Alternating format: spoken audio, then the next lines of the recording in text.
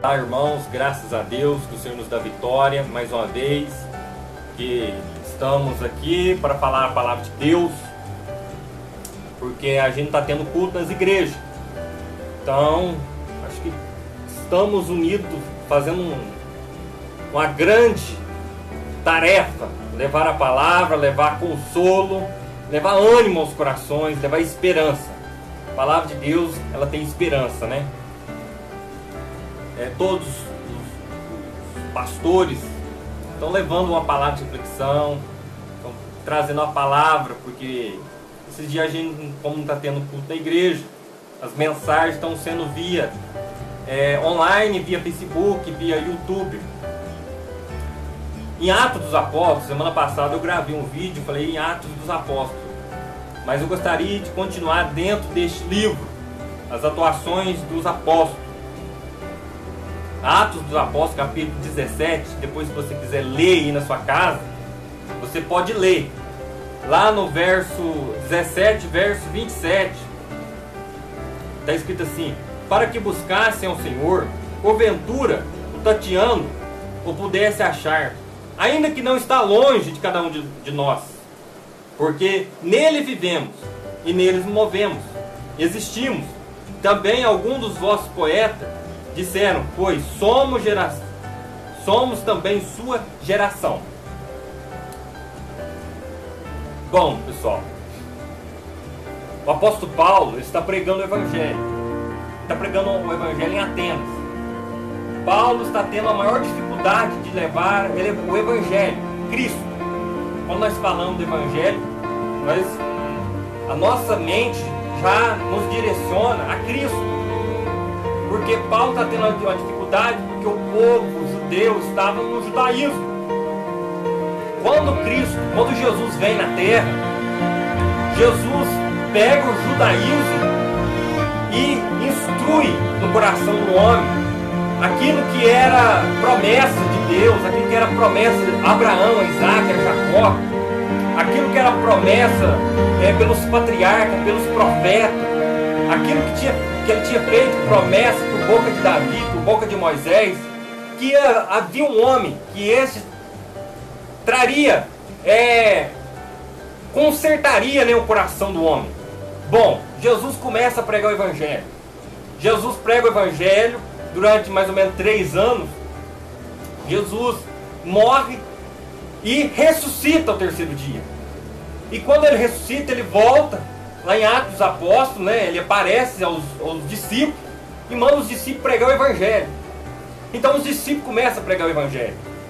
Paulo, ele é um perseguidor da igreja. Paulo começa a perseguir a igreja, começa a prender os aglomerados de cristãos que começam a levar a Cristo. Mas no capítulo 9 de Atos dos Apóstolos, Paulo teve um encontro tremendo com Deus. Por quê? O próprio Cristo aparece para Paulo. E Paulo então se converte ao cristianismo.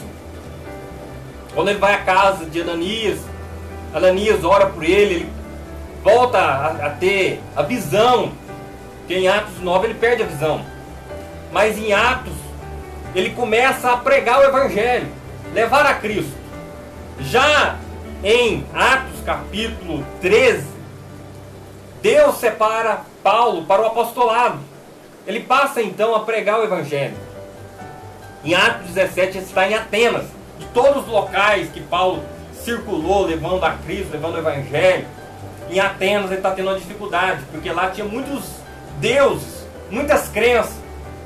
Paulo precisava de um ponto de partida, porém no capítulo 17, 15, Paulo tinha usado todo o argumento que ele tinha como teólogo, como fariseu, porque ele nasceu dentro do farisaísmo, né? Dentro dos fariseus, que era naquele tempo uma boa coisa para o judeu. Mas os fariseus tinham as escrituras, ele tinha ali a Torá como aquilo que era mais puro, mais verdadeiro. Mas porém não acreditava no Messias, no Cristo de Deus, no enviado de Deus, no Emanuel de Deus, Deus conosco, Senhor na terra, a encarnação, como está lá em João, no capítulo 1, o Verbo se fez carne e habitou entre nós e vimos a sua glória, como a glória do unigênito do Filho do Pai, de Deus. Bom, Paulo está tendo essa dificuldade de introduzir o Evangelho em Atenas. Paulo encontra um ponto de partida. Quando Paulo está caminhando, está lá discursando com no Areópago, né? Está lá, que era um lugar de discussão, de juízes, né? Discutir a política, discutir coisas relacionadas à religião. Paulo vê um ponto de partida. O ponto de partida é um altar. Um altar que estava ao Deus desconhecido. Esse altar, certa história conta que passou ali em Atenas um homem que pregou, que fez prodígio. E esse homem tinha uma unção. Esse profeta que passou ali em Atenas deixou um marco ali. As pessoas adoravam Deus, mas não sabiam quem era o nome de Deus. Embora em Atenas tivesse muitos deuses. Mas Paulo encontra esse ponto de partida. Ele prega lá no verso de número 23, ao Deus desconhecido, e este é que eu estou anunciando. Paulo está pregando Deus desconhecido. E logo aqui no verso 26, ele fala que eles buscavam o Senhor, porventura tateando, ou pudesse achar, ainda que não está longe. Paulo está dizendo que Deus não está longe.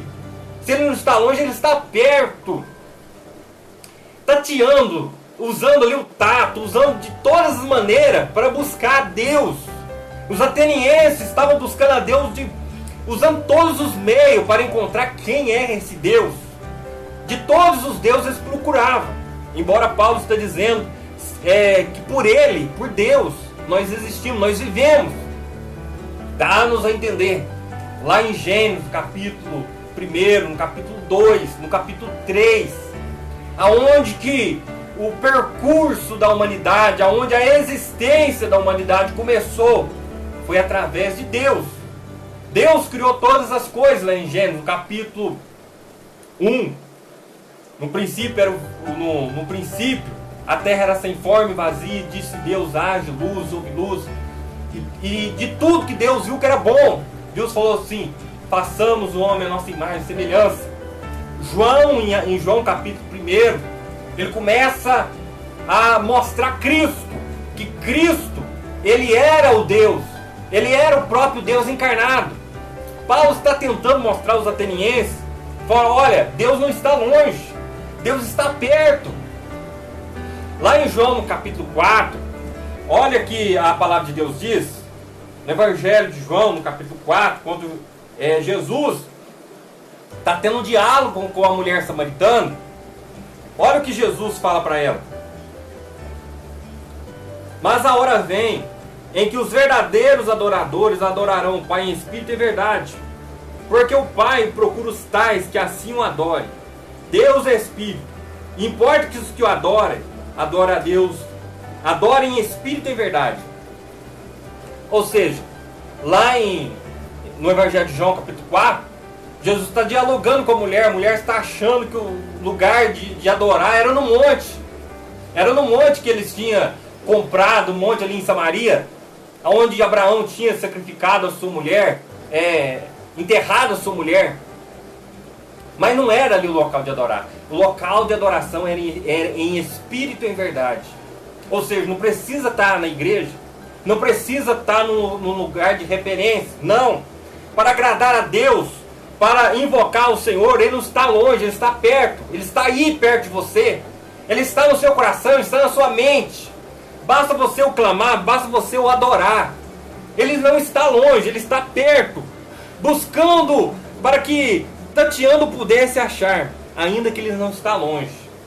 Sabia que Deus não está longe de nós? Somos nós que fazemos uma barreira entre Deus e a nossa pessoa. Somos nós que colocamos uma barreira entre a pessoa bendita de Cristo e a nossa pessoa. Quando o homem pecou ali no Éden, o homem pegou e se afastou de Deus. Ele escondeu de Deus, porque ele tinha transgredido a ordem de Deus. Mas a voz de Deus pairava entre o jardim do Éden, dizendo: Adão, Adão, onde estás? A Bíblia diz lá que a voz de Deus pairava. Sabe, Deus procurou Adão para ter um relacionamento. O homem tinha transgredido lá no Éden. Deus procurou. Deus está usando nesses tempos profetas. Deus está usando homens para levar a sua palavra. Porque as pessoas estão achando que Deus está longe. Mas Deus não está longe. O nosso Deus, Ele é Deus que pode ser adorado em espírito e em verdade. As pessoas ficam procurando, Deus está aqui, Deus está ali, Deus está em Israel. Não. O Deus que nós cremos, que a Bíblia ensina, Ele está perto. Ele está perto aos nossos corações. Bastamos nós o invocarmos. E se invocarmos ao Senhor e falarmos: Senhor, ouve a minha oração, ouve o meu clamor, o Senhor vem ao nosso encontro. Ele sara no nosso coração os nossos anseios, o nosso desespero, a nossa alma aflita, que muito embora o pecado venha nos afastar de Deus, mas a palavra de Deus nos une. Jesus, Ele está aí, Ele está na sua casa, Ele está no seu coração. Basta você invocar, basta você falar: Senhor, ouve o meu clamor, Senhor. Senhor, eu quero que o Senhor mude a minha vida, muda a minha história. E Deus pode mudar a nossa história. Deus pode mudar a minha história, Deus pode mudar a sua história. Basta nós crermos nessa palavra. Buscando, tateando para que possa achar. Porque nele vivemos e por ele existimos. Pois somos também sua geração, nós somos geração de Deus. Sabe? Deus escolheu lá em Gênesis 12 Abraão. E Deus falou para Abraão: de ti serão benditas todas as famílias da terra. Deus estava tirando de Abraão uma bênção que seria entregue a todas as nações da terra. Embora os judeus rejeitaram a Cristo, mas os gentios abraçaram o Senhor. Os gentios receberam o Senhor. Os gentios colocaram Jesus no coração. E para esses gentios, que somos nós, é você, Deus está pronto para nos ouvir. Faça a sua oração, fale com Deus: ó Senhor, estou aqui, eu preciso de Ti, eu quero ouvir a Tua voz. E Deus vai te ouvir. Tenha um relacionamento com Deus. Tenha um diálogo com Jesus. Fale os seus anseios para Jesus. E Ele vai te ouvir. Amém? Deus abençoe. Fique com Deus. Até o próximo.